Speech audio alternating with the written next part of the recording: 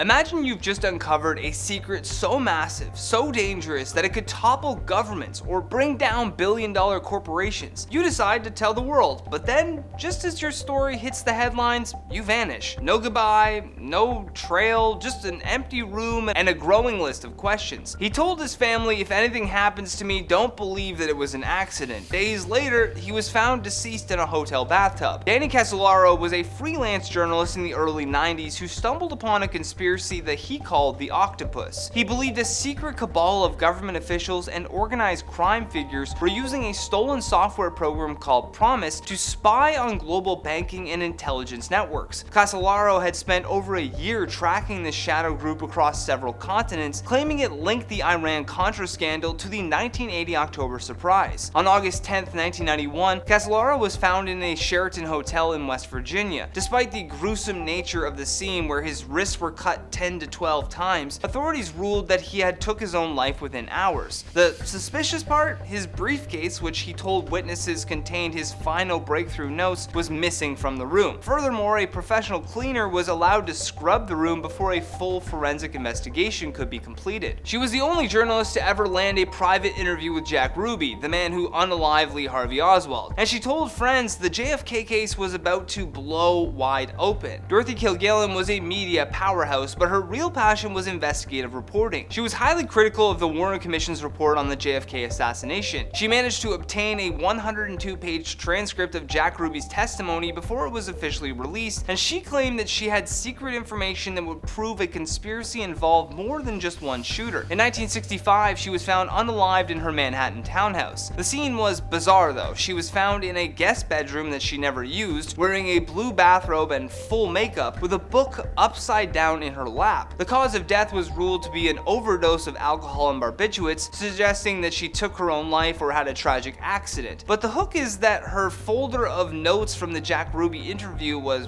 gone. Her hairdresser later claimed that Dorothy told him that she was carrying a secret that made her fear for her life just days before she passed. He spent 32 years at Boeing, but when he started talking about cutting corners and safety failures that could lead to oxygen masks failing, he ended up unalived in a hotel parking lot. This is a modern day tragedy. John Barnett was a quality manager at Boeing's North Charleston plant. In 2017, he blew the whistle, claiming that workers were under such intense pressure that they were fitting substandard parts to the aircrafts. Most chillingly, he claimed that tests on the 787 emergency oxygen systems showed a failure rate of 25%, meaning 1 in 4 masks might not work in an emergency. In March 2024, Barnett was in the middle of giving legal testimony in a whistleblower lawsuit against Boeing. He failed to show up for the third day of his deposition. He was found in his truck in the hotel parking lot, and the official report stated that he took his own life. However, his lawyers pointed out that he showed no signs of depression and was actually looking forward to winning his case. His family continues to this day to push for a deeper investigation into the circumstances of his passing. He was a brilliant researcher who helped build ChatGPT, but after he went public saying that the company was violating laws on a massive scale, he was found unalived in his apartment at just 26 years old. Sachir Balaji was a researcher at OpenAI for nearly 4 years. He played a key role in developing the datasets that were used to train GPT-4. However, he became disillusioned, claiming that the company was scraping private and copyrighted data without permission or compensation, essentially breaking the internet. He quit in August 2024 and gave a bombshell interview to the New York Times, becoming one of the most prominent technical whistleblowers in AI history. In November 2024, Balaji was found deceased in his San Francisco apartment. While the medical examiner ruled that he took his own life, his family has publicly challenged the verdict. His mother reported that his apartment appeared ransacked, and a private autopsy they ordered allegedly showed injuries inconsistent with the official report. Furthermore, family members claim that sensitive documents Balaji was preparing to use in court were missing from his devices after his passing. He exposed how the CIA was linked to the 1980s crack epidemic, and for his reward, his career was destroyed and he ended up with 2 holes in his head. In 1996, journalist Gary Webb published Dark Alliance, a bombshell series claiming that CIA-backed Nicaraguan Contras were smuggling white powder into Los Angeles to fund the rebellion. This report essentially linked the US government to the crack epidemic that ravaged American cities. The backlash wasn't just from the government. Major newspapers also attacked his credibility until he was forced out of journalism. In 2004, Webb was found deceased in his home. The official ruling was that he took his own life. However, the report stated that he had died from 2 bullet wounds to the head, never released more documents that he was rumored to have been collecting. She was on her way to meet a New York Times reporter with a folder full of evidence regarding plutonium smuggling, and she never made it to the meeting. In 1974, Karen Silkwood was a technician at a nuclear plant. She began noticing terrifying safety violations, faulty fuel rods, missing plutonium, and workers being exposed to radiation without their knowledge. She even found herself mysteriously contaminated with plutonium in her own home, leading her to believe that she had been targeted. On November 13, 1974, Karen was driving to meet a union official and a reporter. She supposedly had a folder of documents in her car. Her vehicle, though, was found crashed into a concrete culvert, and Karen was unalived. The documents completely missing from the crash site. An independent investigator found skid marks and a dent in her rear bumper, suggesting that she was rammed off the road by another vehicle. A journalist who worked for the president of Belarus vanishes at an airport after exposing government death squads. Dmitry Zavadatsky was a cameraman for Belarusian state media. He had previously been the personal cameraman for President Alexander Lukashenko, giving him intimate access to the regime. However, he grew disillusioned and began filming a documentary about secret execution squads used to eliminate political rivals. In July 2000,